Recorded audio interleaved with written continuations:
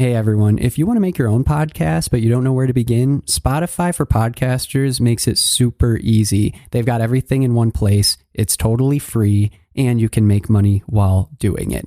Here's how it works. Spotify for Podcasters lets you record and edit podcasts right from your phone or computer, so no matter what your setup is like, you can start doing it today. Then you can distribute your podcast to Spotify and pretty much everywhere else podcasts are heard. Video podcasts are also supported, and you can even conduct polls and Q&As. With Spotify for Podcasters, you can earn money in a variety of ways, including ads and podcast subscriptions. And best of all, the platform is totally free. No catch, totally free. When I wanted to start my own podcast, I did not know where to begin, and I didn't think it was even possible. And Spotify for Podcasters made it happen. They made it easy, they made it quick, and I am doing something that I love. What more can I ask for? So if you're interested in starting your own show, you can do it, and I highly recommend you give this a try. Download the Spotify for Podcasters app or go to www.spotify.com/podcasters to get started.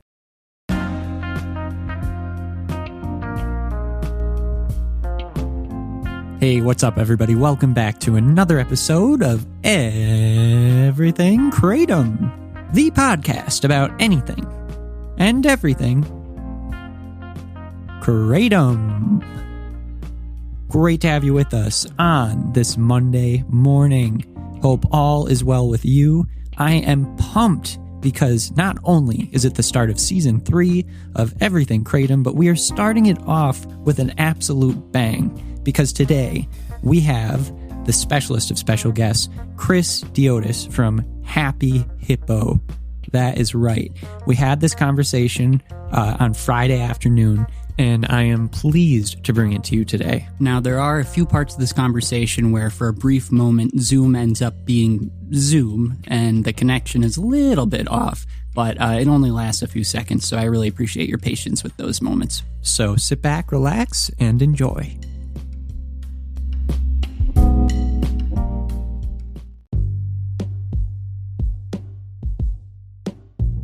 So we're here with Christopher Diotis, who is the owner of Happy Hippo, and we're honored to have you on here. So thank you so much for taking the time. Thank you for having me.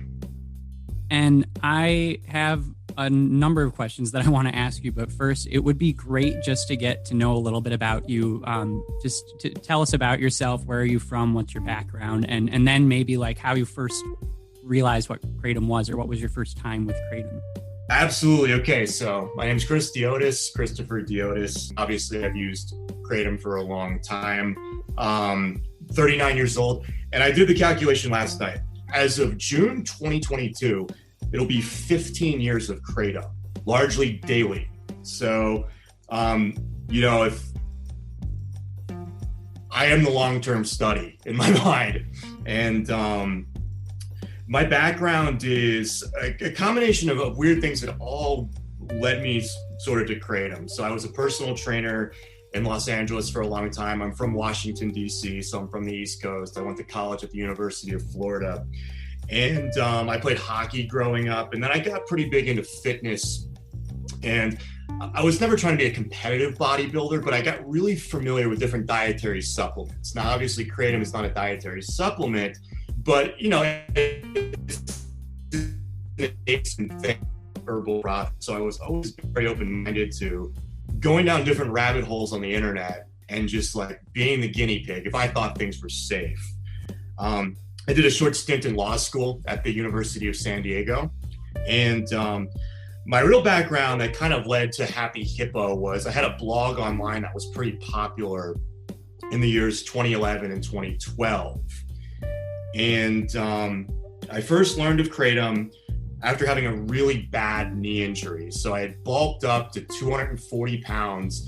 I had in my mind that I was going to try to walk on the University of Florida football team, even though I played like maybe 2 years of organized football. And I had a really, really bad knee injury. And kind of in the process, we had this silly tackle football game on Memorial Day with friends. I remember when we started, in 15 minutes, like playing a for fun game of tackle football, 3 of us were going to the hospital, and I was like laying on the ground with my knee shredded. Oh my goodness. it was a bad idea. So I don't know. You play when you were kids, when everyone was like 120 pounds, but this was nuts. This was silly. It was nuts. And ironically, that is kind of what got me going towards Kratom. I had to have a very major surgery, full rupture of the patellar tendon, MCL, PCL. And I spent the whole summer, and I think it was 2007, rehabbing my knee in physical therapy. And along with it came all the post-surgical meds that you have to take for pain. Sure. And I remember after I had mostly recovered, and I had this dull pain in my knee, and I was really into fitness, and I'm just like, oh my God, is this my new life with this knee that's like inflamed all the time? And I can't be on this other junk that I've been taking over the summer. So I started researching natural alternatives for physical discomfort for my knee. And this is again 2007. So we're talking, there's no Facebook, there's no YouTube back then. And I think I found it on one of those V-Bulletin forums. Forums were really popular back then. And people were talking about it. It was a bit obscure, but you could pay with it over PayPal. And obviously that's kind of changed. There weren't a lot of vendors, but it was this obscure thing. I ordered some from, it was, I think, a kid in his dorm at the University of Pittsburgh who was putting it in Ziploc bags. And I ordered it and I got it. Probably didn't use it for about a week, but then, I don't know, just one night I was like, okay, let's try this stuff out. And I was a hyper responder to it. It did everything that I was told. Not only did it dull the physical discomfort, but I was sharper. I could just tell I was sharper. I was not high. I was not discoordinated, but I had this like, I don't know, really sharp focus and good sense of well-being. And I was like, wow, this stuff is amazing. Oh my God, I've just ran into something special.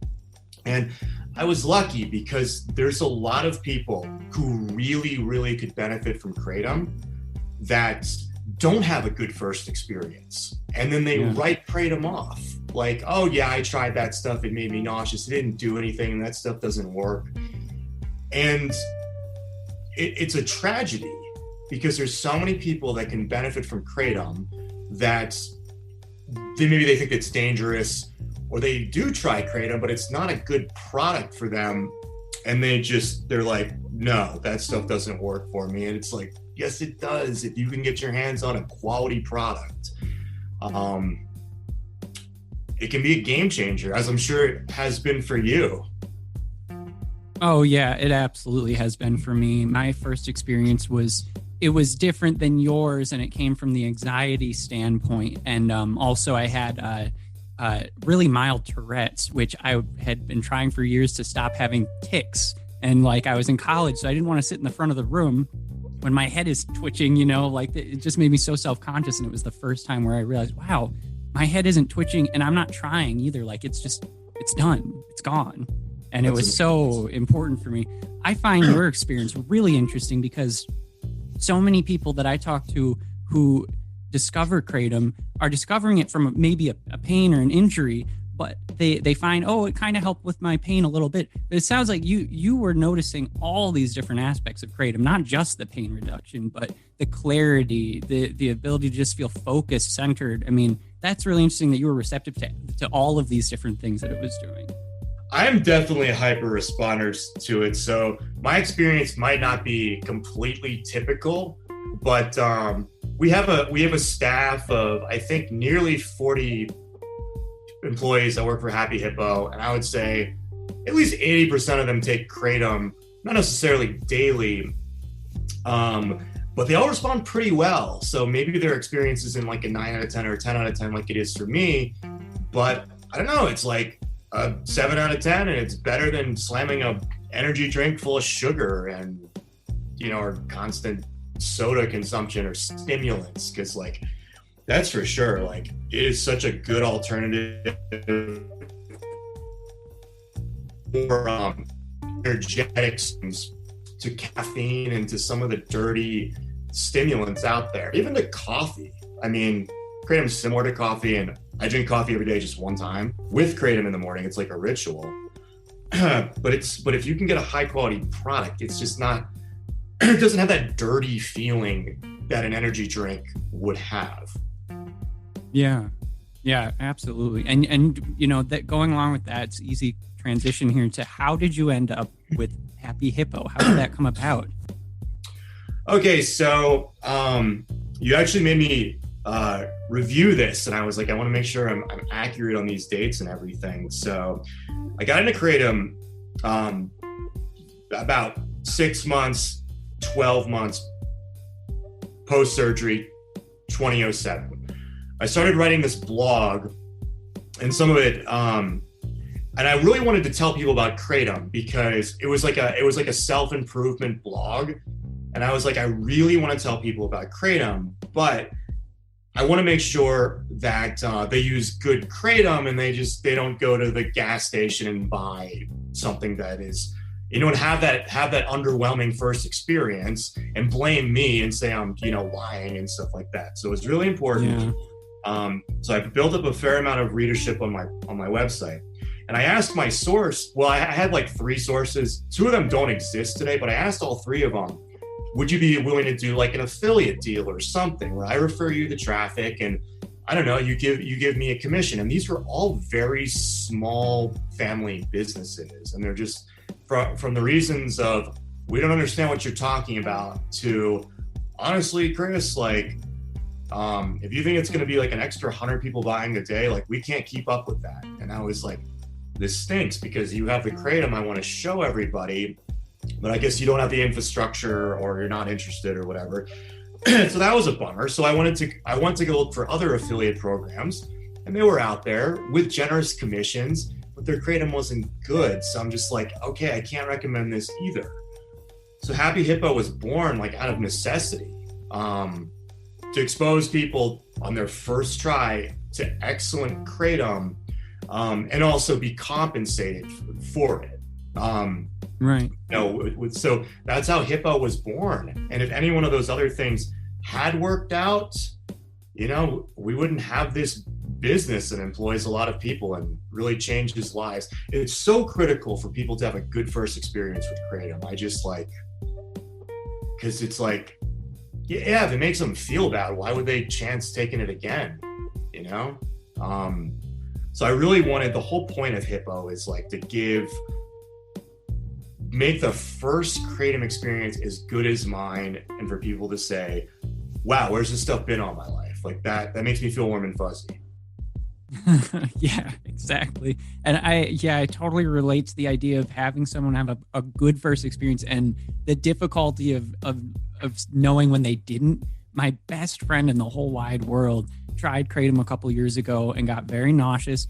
He had tried it with a number of other things, including kava. He went to this kava bar in North Carolina and had way too much for a first time, all these different things. And, it's put him off Kratom. So it's kind of, it's one of those things. I want to have him on the show and talk about his first experience and try and convince him to try again. But I feel that pull to have someone have a good first experience. On the website, it mentions, of course, that Happy Hippo is a member of AKA's Good Manufacturing Practice Standards Program. What I think as Kratom becomes more mainstream, people are looking to the AKA more than ever to know where to get their Kratom from. What did it take to become part of that program? So we were part of the initial group who did get approved, and we have a close relationship with AKA. We give them money every single month. We put a significant amount towards their World Health Organization initiatives. So we are close with them. So we sort of had like early access, so to speak. But basically it involved getting our stuff together. And to be honest with you, at the time, like we would not have passed, but 3 months with their standards. And we hired an independent FDA auditor, not from the FDA, an independent, just an FDA experienced, with GMP compliance. And we did our best. We had her visit the facility. She ran through all the processes, stayed there for 3 days, and suggested different improvements. And we did those. And then she was able to come back about a month later. And AKA gave her like a report to run through. And she signed off on us, and we've been AKA GMP certified ever since. So that's how the process worked. Okay, that's great. I know that it's become one of the most important things, and one of the most often it's one of the most common things I see on forums when it comes to Kratom now, is where people are always asking, where do you get your Kratom? Is this vendor trusted? Is this source good? Is this one not? I think that speaks to the current situation of Kratom right now and the way that people think about it, both legislatures and people who use it, that the issue isn't really Kratom. The issue is, how is it being manufactured? How is it being produced? Who's growing it? And do you know the farmers? And, what's the sort of relationship Happy Hippo has with the farmers that they work with?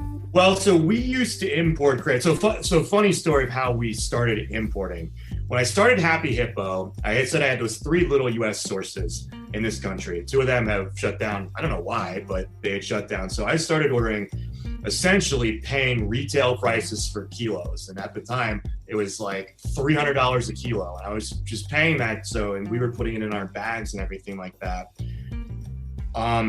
Because of the blog, we started getting more and more orders, and Kratom's obviously awesome. So a lot of returning customers. So I was ordering more and more from our US, my like personal sources. And we put this big order in, and big order was like 15 kilos or something. It was big for us at the time. And I guess they just didn't want to spend time like individually bagging the kilos. So they literally sent me what their Indonesian source and farmer sent them. And it was wrapped and it had contact information on it. I was like, oh my God, now I have the farmer where this place is getting stuff from. I looked for him and I found him on Facebook, and we stopped paying $300 a kilo and we started importing from Indonesia. These days, actually starting 2 years ago, we stopped importing from Indonesia. We let another company import the product. They sterilize it for us at 170 degrees, I believe, which is enough to kill off the pathogens, but not affect the alkaloid integrity. So we don't actually have a close relationship with the farmers, since we go through this middleman who sterilizes the product, and they really know the sources. So we're an exception though, because there's not many companies that, obviously it's way more expensive to have your product pre-sterilized and lab tested, and then to do your own lab testing. But we've never been caught up in the whole salmonella thing, thankfully. I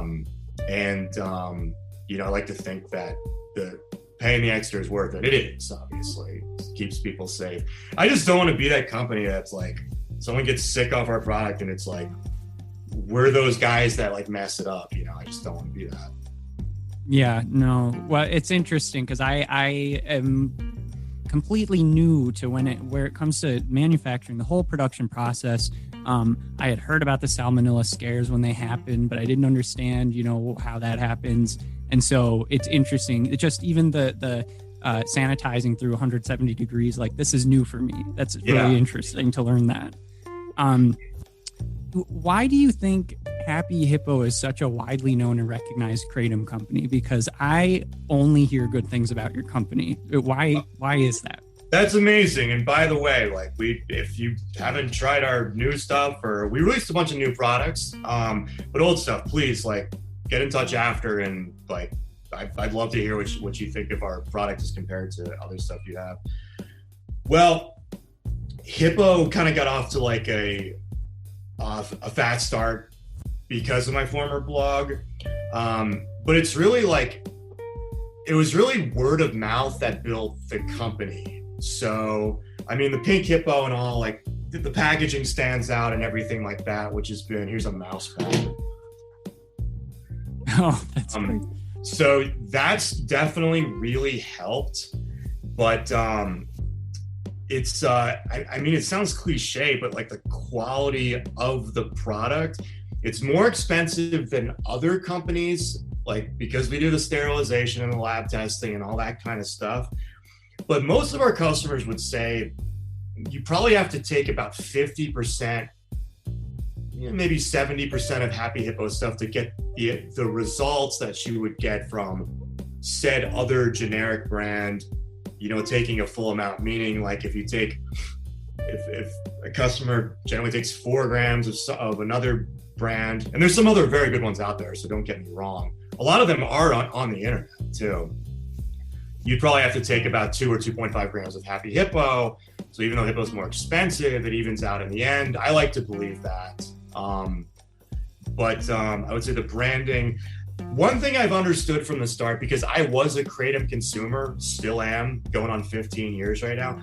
I know the psyche of the Kratom consumer, especially one who's ordering on the internet.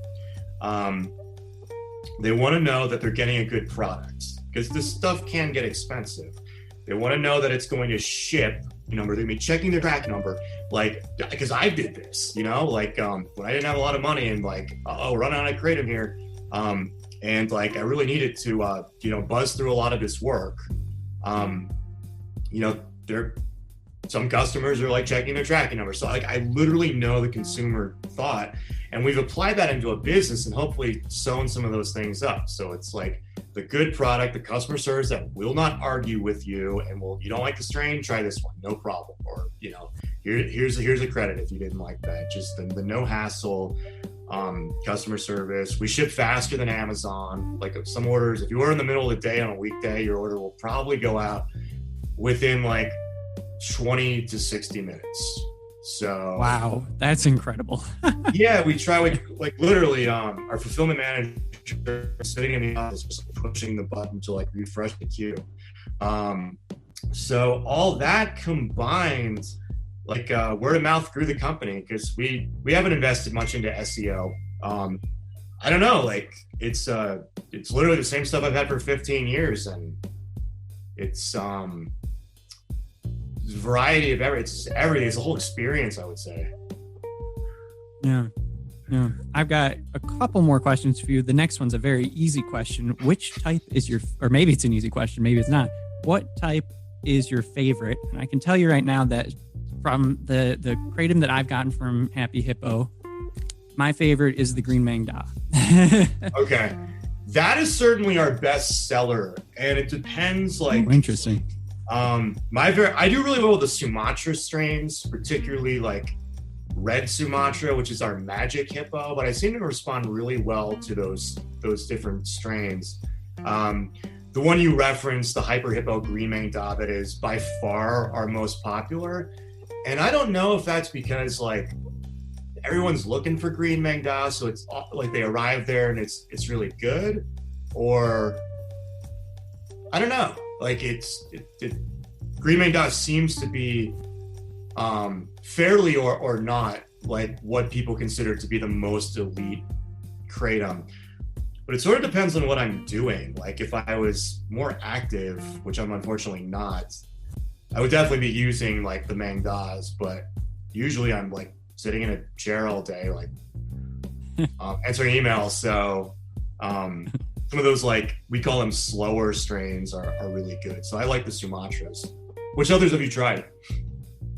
Oh goodness. I've tried, and I don't remember the names, like the specific names that you guys give them, but I've tried Red Sumatra, I think. I've tried the Diamond, or the Malay one, the mix of Malay, the Green Mang Da, your White Mang Da, and what's the last? Actually, why am I trying to remember it? I've got it right here. You get the Thunder Hippo, White Dragon. Okay, that one's pretty new. That one's good. Like the accolades on that are like, they definitely vary from like the normal strains, and I get like a newbie effect off that. We call it like a newbie hug, where maybe you have tolerance to Kratom, but you get a new strain that just really responds well to, and it's like you're a newbie all over again. That's what I got with the Green Mang Da when I tried. Oh, really? Green Mang Da for the first time. I got the newbie hug for sure. I think I did an episode on it that freaked out over it for about 20 minutes on this podcast. But nothing like nerding out over Kratom. The last question or two I have for you. You, in our correspondence before this episode, you were telling me over email that one thing that you think is helpful to get out there is how to tell people about Kratom, and how it, not everybody even knows about it, and some people are unsure. Can you go through what you use to get across what Kratom is to people?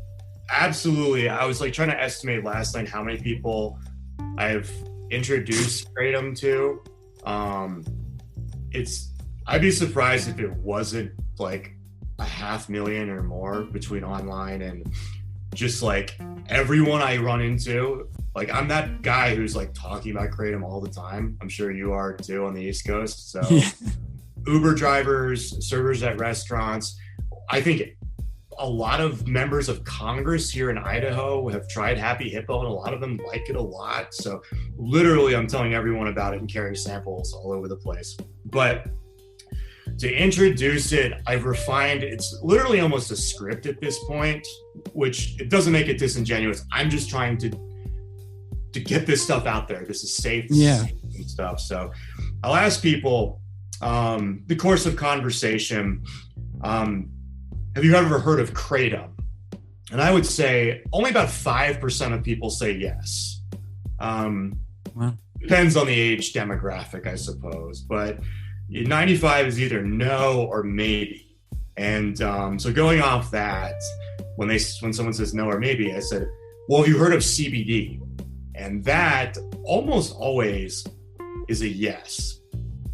And I say basically, well, Kratom is like CBD, but it's just like 10 times better. And okay, I say, Kratom is what CBD was supposed to be. And they're like, okay.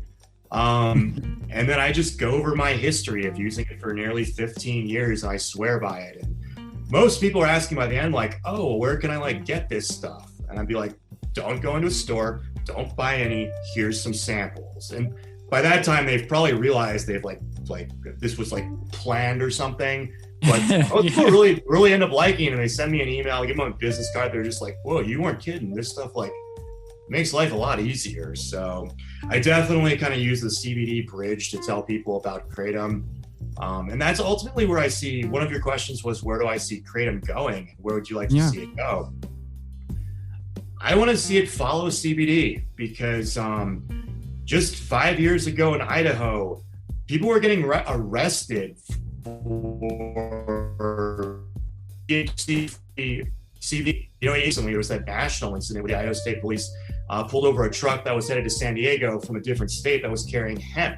Now I think that got resolved, but that was a huge thing. People were put in prison for carrying hemp over Idaho state lines, which is compliant with the federal farm bill, but any amount of THC in Idaho, Schedule I controlled substance. So we have very draconian laws here in Idaho, but CBD's come a long way. They used to arrest people 5 years ago, and now there's CBD shops every, 1 to 3 blocks in the commercial zones here. So wow. I really think Kratom is going to follow CBD.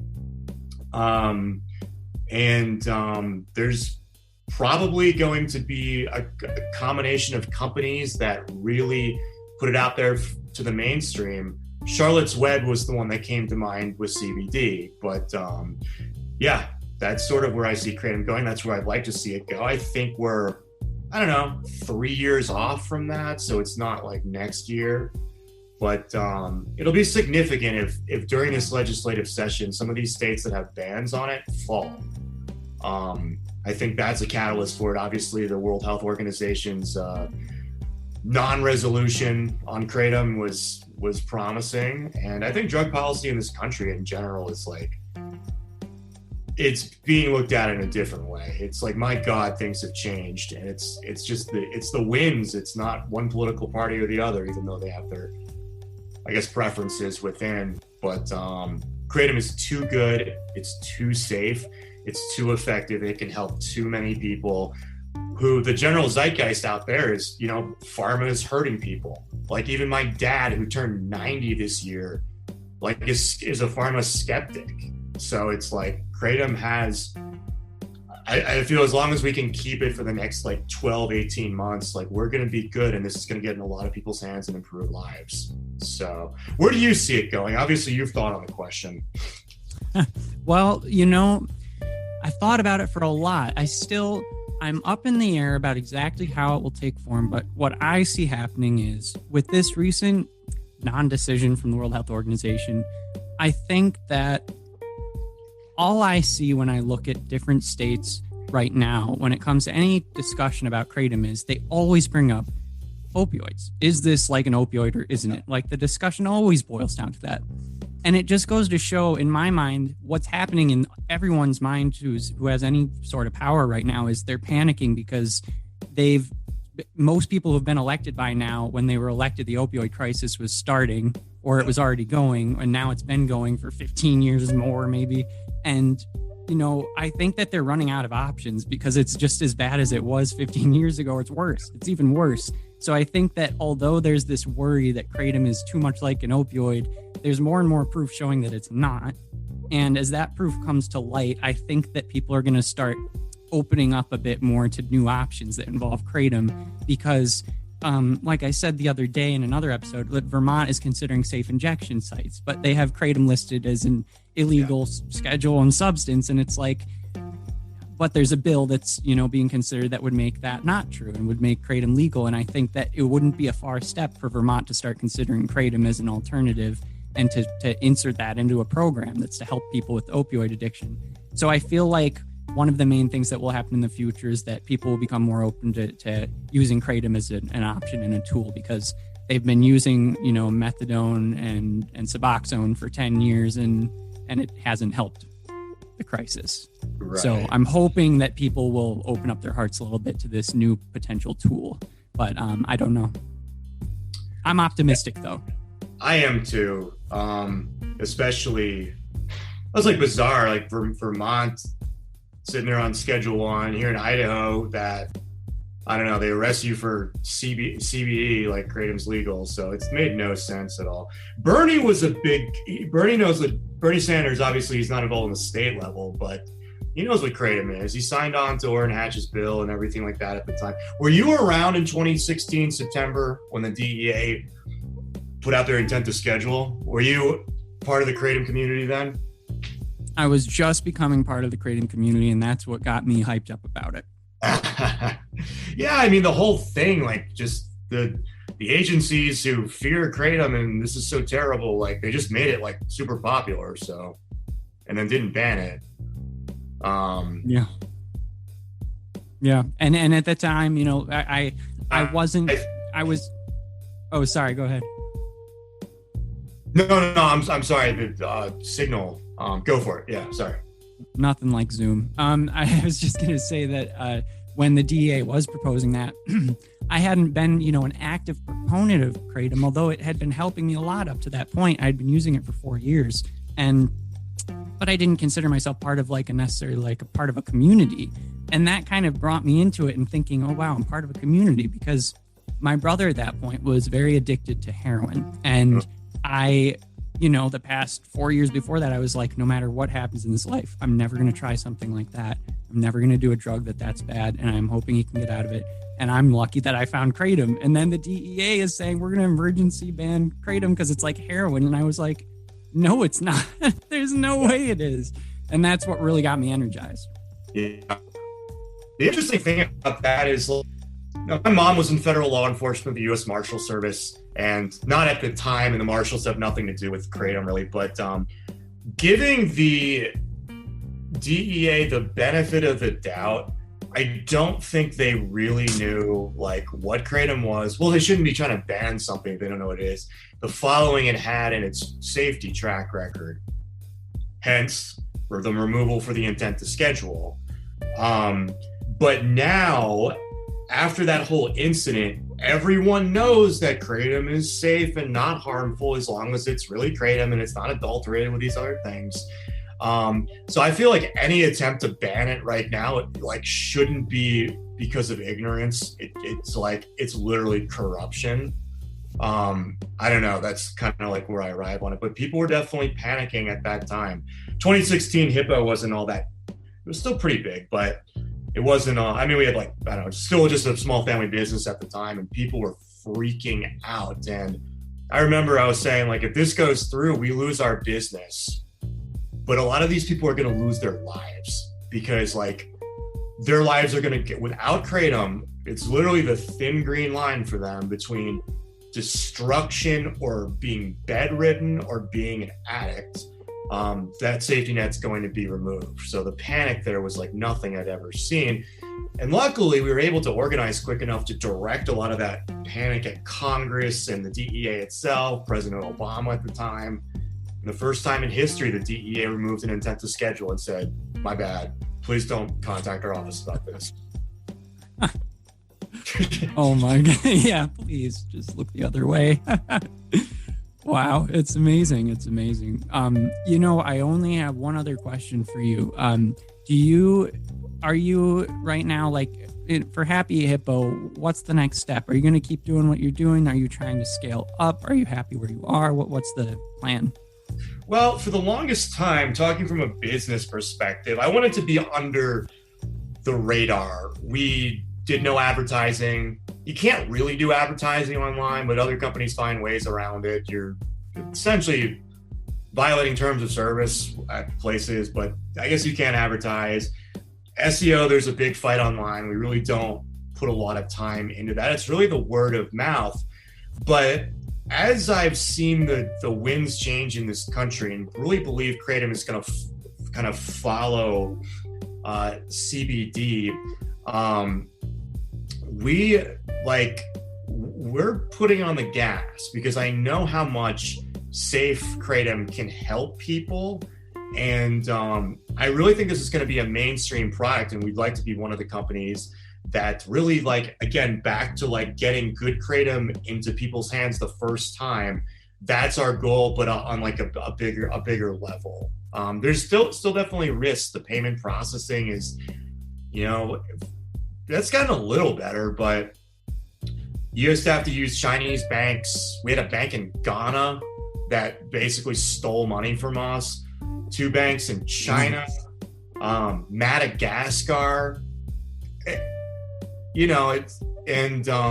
It's very discouraging when you fulfill all those orders and then at the end of the month you're running a loss because you don't get paid.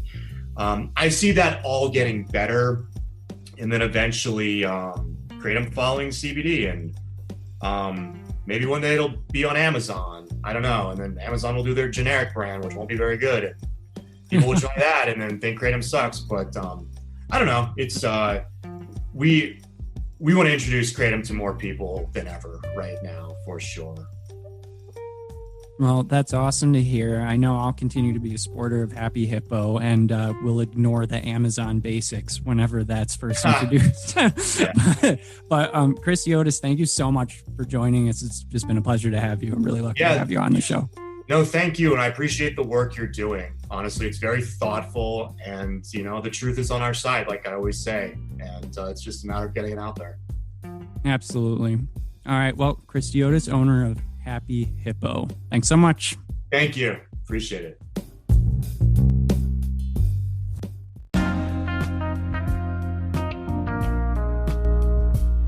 Hey everybody, I hope you enjoyed that conversation as much as I did. I had a blast. I learned a great deal from Chris, and it was just such an informative conversation, and I want to have more of these down the road. So I'm going to keep in the loop with what's happening at Happy Hippo. Hopefully I can have Chris back on again sometime. And thank you so much everybody for listening. This is great. I'm so happy to have you here, and let's keep it going with season 3 into 2022. All right, take it easy, everybody. Have a great rest of your day. Bye-bye.